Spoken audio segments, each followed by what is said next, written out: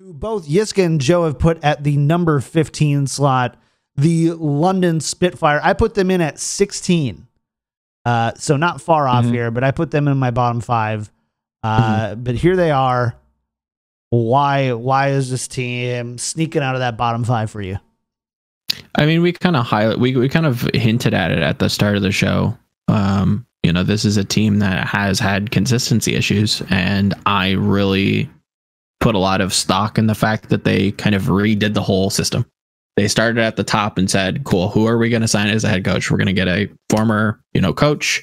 He's going to have control of the roster. He signs, his assistants. He signs the roster. He has full autonomy on, in theory, he has full autonomy on what this roster looks like. And I like that structure rather than taking two teams, throwing them together, and then, try to coach that mess of, two basically champions. So I put a lot of stock in that. That's why I put them above the Justice personally. And they have some gems on here that I think people are not rating properly. Some overly so, and some underly so. Mm-hmm. Yeah.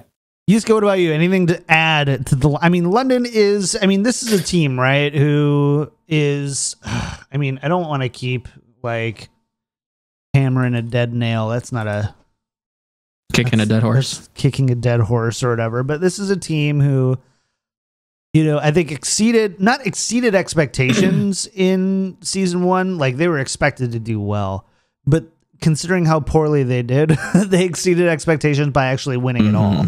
And then obviously in season 2 was significantly worse. And now here we are, almost an entirely new. Let's pull up the London Spitfire here on the handy dandy Eric sheet here. This is a team that is, you've got completely Krillin. Basically. Yeah. Krillin doesn't matter. Yeah, that doesn't define watch your mouth, sir. But yes, right. It's essentially a brand new team. So is this, and I think this is one of the few teams that we've seen that has rebuilt and gone significantly down, right? In terms of power rankings, yeah, significantly down, probably. Yes. I can't think of another team. Valiant, maybe. Oh yeah, Valiant would be a good shout for the other. Yeah. It's I think that team actually.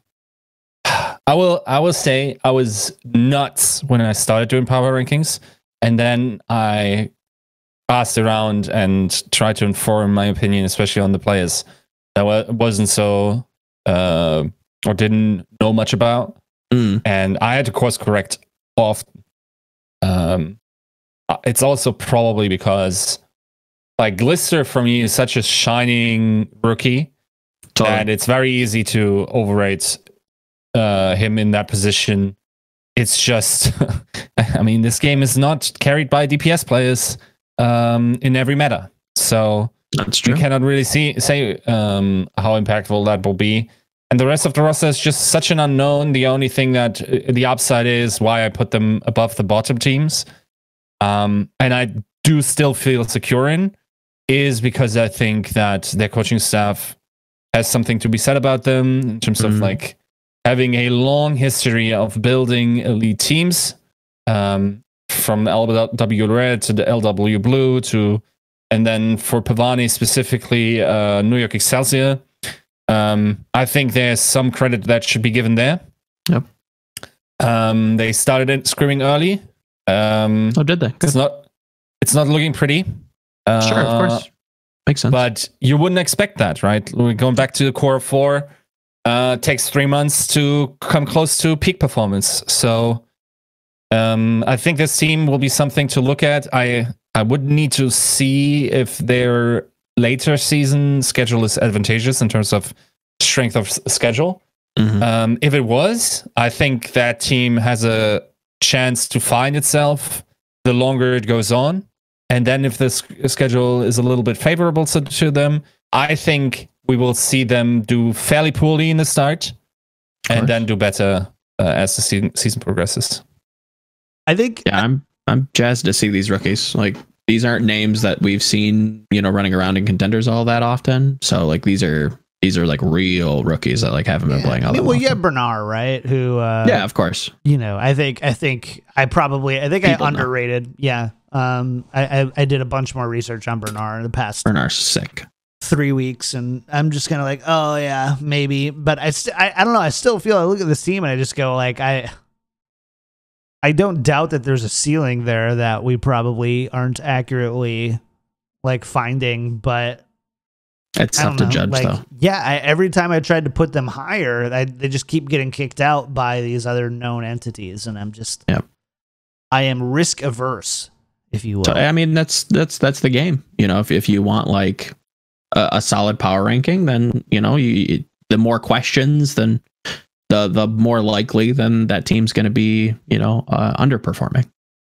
You know, you have, you know, the last 4 signings: Babel, Aldo, Jihyun, and Celestin, complete just unknowns basically, unless you're like in the trenches in Korea. Like these aren't players that are completely jump off the page, so they're kind of unknown quantities. So I'm interested to see exactly what they bring to the table, how they're going to use them, if at all. I mean, they brought Krillin in end of season 1, was that? Am I remembering that correctly?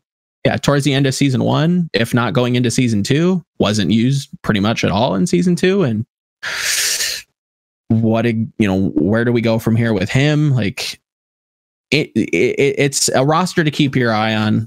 Glister's definitely going to be somebody that people are going to be talking about. Meta, you know, permitting. Not to say that he's, you know, meta adverse, but you know, like Yiska said, there are DP, like there are meta games even within Rollock that aren't going to be super favorable to 222. So yeah, we'll see. Bless you.